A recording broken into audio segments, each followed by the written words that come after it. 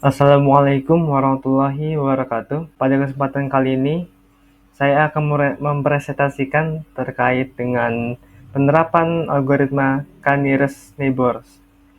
Di sini bersama saya, Raffi Ramadan Gifari dengan NIM 2022-31013 sebagai presenter dari presentasi ini.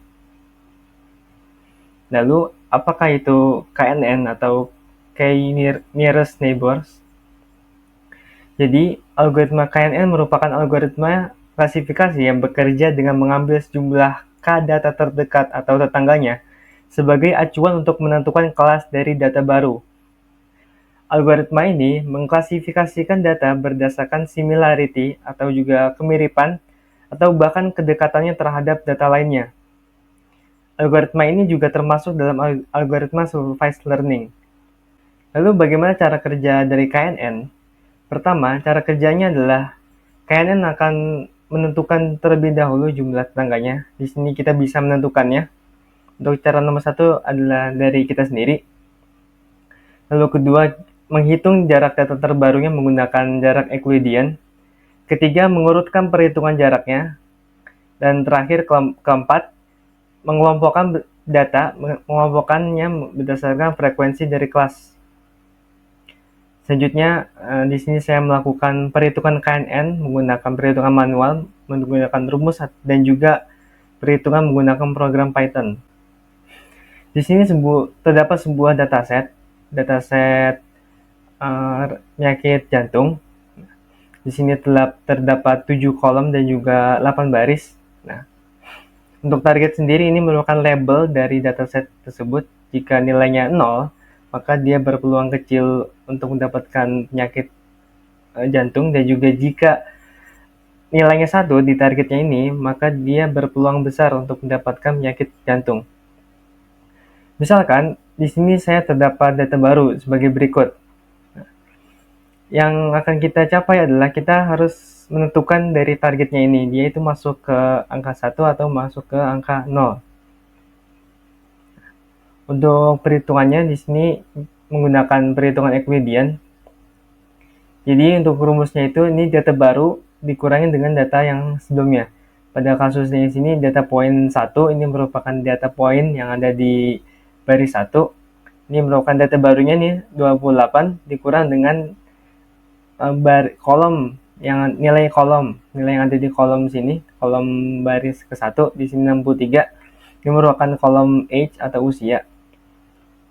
Di sini untuk hasilnya ini terdapat sekitar 7 perhitungan di sini. Untuk caranya sama semua sampai ke data poin ke-8. Sampai terakhir di sini, data baru dikurangi dengan data lama, lalu dikuadratkan. Setelah semua dikuadratkan, ditambah lalu diakar. Nah, selanjutnya saya melakukan klasifikasi K terdekatnya.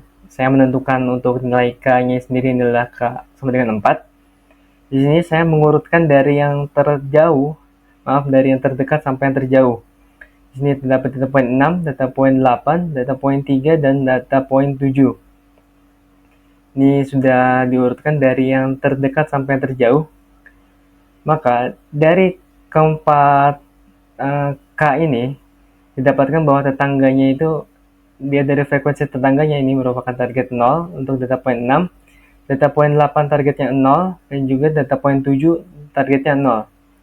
Maka dapat disimpulkan bahwa untuk data baru tersebut akan masuk ke target 0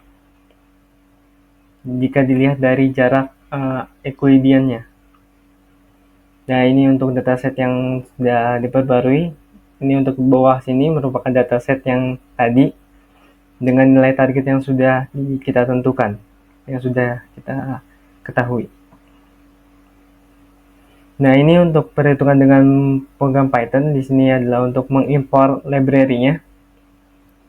Lalu kedua di sini adalah untuk mengimpor datasetnya, dataset penyakit jantung. Di sini terdapat 14 kolom dan juga 303 baris. Nah, di bagian sini ini merupakan untuk bagian untuk melatih dan juga melihat akurasi modelnya di sini. Di sini adalah proses pelatihannya. Saya menentukan untuk neighbors-nya itu sama dengan 5. Dan juga ini merupakan hasil akurasi dari model yang telah kita latih. Di sini terdapat 0,86363, atau kita ubah dalam persen sama dengan 86,3%. Selanjutnya ini adalah proses melakukan prediksi. Di sini saya menginput data baru di sini sebanyak 13 kolom. Nah, selanjutnya saya akan melakukan prediksi dengan variabel pred underscore baru. Maka dari hasil prediksi ini didapatkan bahwa nilai data yang telah saya masukkan ini masuknya itu ke target 0, alias di target datanya ini, seseorang dengan data seperti ini, maka dia itu berpeluang kecil untuk mendapatkan penyakit jantung. Mungkin seperti itu untuk cara kerja KNN jika dilihat dari perhitungan manual dan juga perhitungan secara menggunakan Python. Mungkin hanya ini yang dapat saya presentasikan. Jika ada kekurangan mohon dimaafkan. Wassalamualaikum warahmatullahi wabarakatuh.